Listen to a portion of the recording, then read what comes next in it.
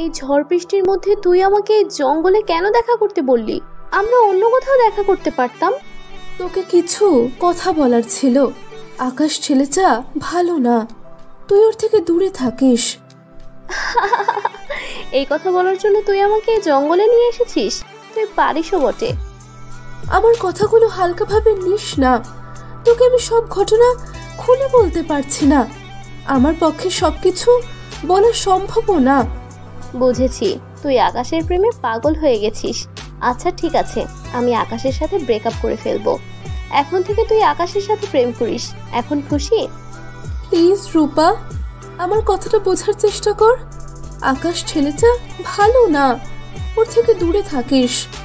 সেই কখন থেকে একই কথা বলে যাচ্ছিস। আরে বাবা, আমি তো জানি আকাশের চরিত্রে সমস্যা আছে, ওর অনেকগুলো গার্লফ্রেন্ড আছে, সবকিছুই আমি জানি। আমি জাস্ট ওর সাথে টাইম পাস করছি। এখন বাসায় চল, তোকে আমি তোর বাড়িতে নামিয়ে দিয়ে যাচ্ছি। তুই বাড়িতে চলে যা। যদি কখনো আমার সাথে দেখা করতে ইচ্ছে করে তাহলে এখানে চলে আসিস। তুই কি আকাশের প্রেমে পাগল হয়ে এখন থেকে জঙ্গলেই থাকবি নাকি? অনেক রাত হয়ে গেছে, তুই এখন বাড়িতে ফিরে যা।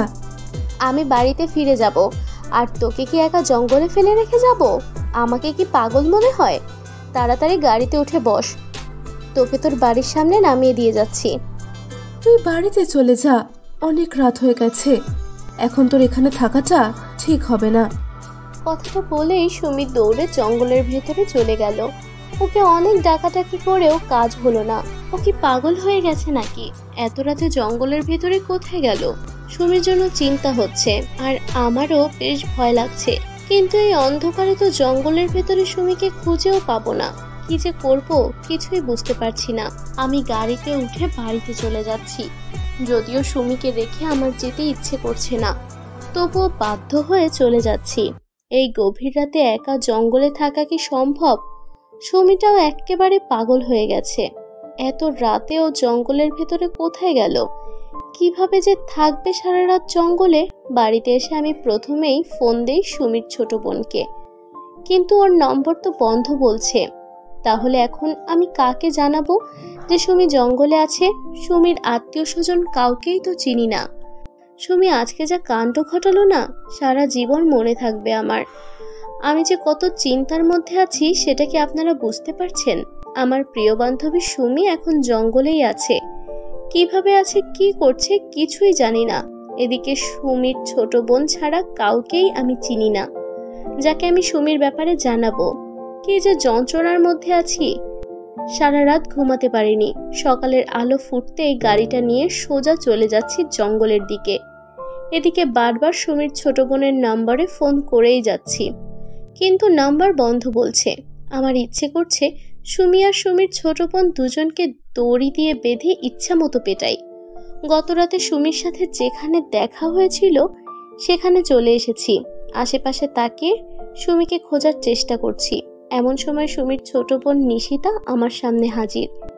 নিশিতাকে দেখে যেমন চিন্তিত লাগছে তেমনি অনেক রাগও লাগছে। তুমি এখানে এসেছো, তাহলে তুমি জানো গত রাত থেকে তোমাকে ফোন করেই যাচ্ছি, কিন্তু তোমার নাম্বার অফ। এদিকে সুমি গত রাতে আমাকে ফোন করে বলে এই জঙ্গলে এসে ওর সাথে দেখা করতে।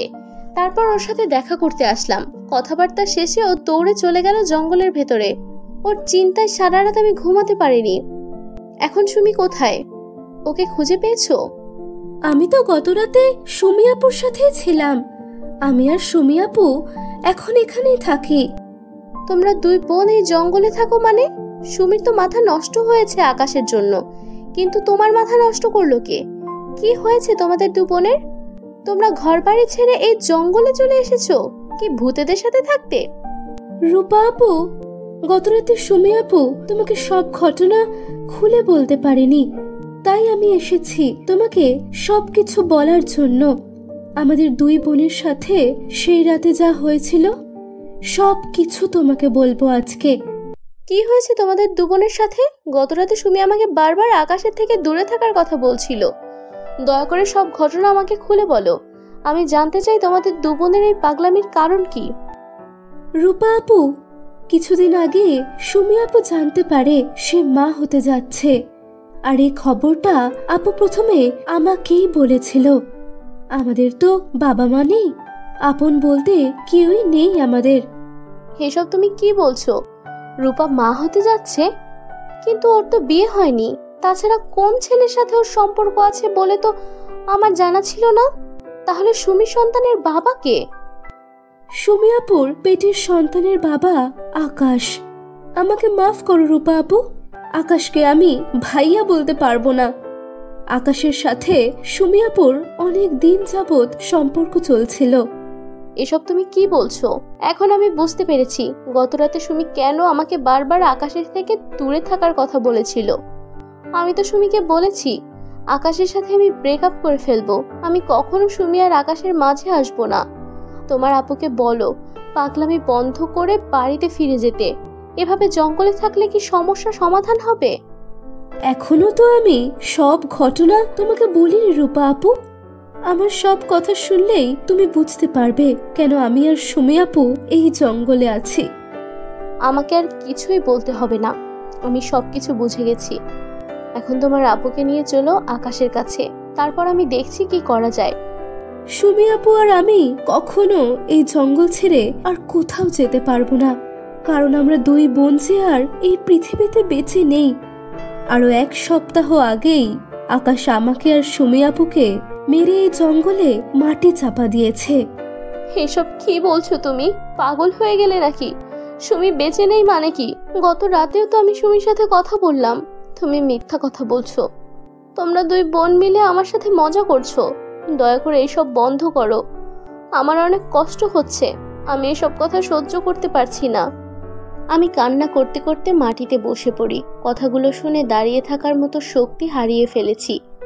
এমন সময় সুমিও চলে এলো আমার সামনে। সুমি যেভাবে আমার সামনে এসেছে এতে আমার আর বুঝতে বাকি রইল না ও যে কোনো মানুষ না।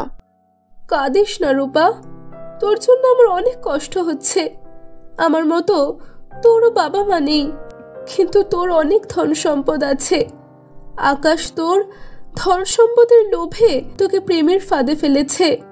আমি যেদিন জানতে পেরেছিলাম আমি মা হতে যাচ্ছি আর আমার পেটের সন্তানের বাবা আকাশ, তখন আমি আমার ছোট বোন নিশিতাকে সব কিছু বলেছিলাম। নিশিতা আকাশকে ফোন করে জানিয়েছিল আমি যে মা হতে যাচ্ছি। তারপর সেদিন রাতেই আকাশ আমাদের বাসায় এসে আমার উপরে আক্রমণ করে। শুধুমাত্র আমাকে মেরে শান্ত হয়নি, আকাশ আমার ছোট বোনকেও দুনিয়া থেকে সরিয়ে দেয়। আকাশ নিজের সন্তানকেও মেরেছে। আমার পেটের সন্তান তো আকাশের ছিল। তোকে সব কিছু জানানোর জন্যই তোর সাথে দেখা করেছিলাম। আমাদের সময় শেষ হয়ে গেছে, এখন আমাদের যেতে হবে। সারা জীবনের জন্য চলে যাচ্ছি। ভালো থাকিস বান্ধবী।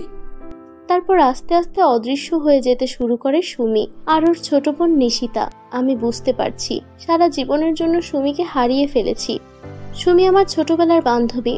আমার বাবা মা মারা যাওয়ার পরে আমার আপন বলতে ছিল শুধুমাত্র সুমি। আজকে আমি সুমিকেও হারিয়ে ফেললাম। আমি কখনো কল্পনাও করতে পারিনি আকাশ এতটা জঘন্য মানুষ। আমি জানতাম আকাশের সাথে অনেক মেয়ের সম্পর্ক আছে, অনেক মেয়ের সাথেই ও ঘনিষ্ঠ হয়েছে, কিন্তু ও যে মানুষ মারতে পারে সেটা আমি স্বপ্নেও ভাবতে পারিনি। আর সুমির পেটে ওর নিজের সন্তান ছিল, এটা জানার পরও আকাশ কিভাবে ওকে, আমি জানি না একটা মানুষ কতটা খারাপ হলে এমন কাজ করতে পারে। আমার সবকিছু শেষ হয়ে গেছে। আপন বলতে এই দুনিয়াতে আর কেউ রইল না আমার। সবাই আমাকে ছেড়ে চলে গেল, সবাই চলে গেল। পুলিশে খবর দেওয়ার পর পুলিশ এসে সুমি আর নিশিতার মরদেহ খুঁজে বের করে।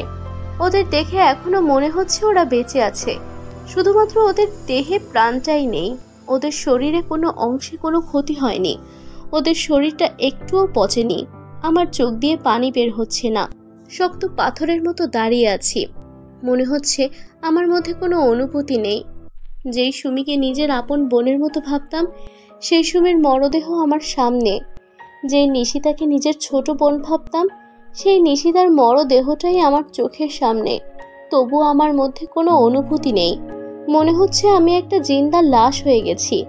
পুলিশের লোকজন আমাকে কথা দিল যে তার আকাশকে অবশ্যই খুঁজে বের করে শাস্তি দিবে। আকাশ নাকি এই শহর ছেড়ে পালিয়েছে, তাই ওকে খোঁজা হচ্ছে। আমার জীবনটাই এলোমেলো হয়ে গেছে। এখন আর আমি মানুষকে সহজে বিশ্বাস করতে পারি না। এখন আগের মতো মানুষের সাথে মিশতে পারি না, তাই অধিকাংশ সময় একাই থাকি।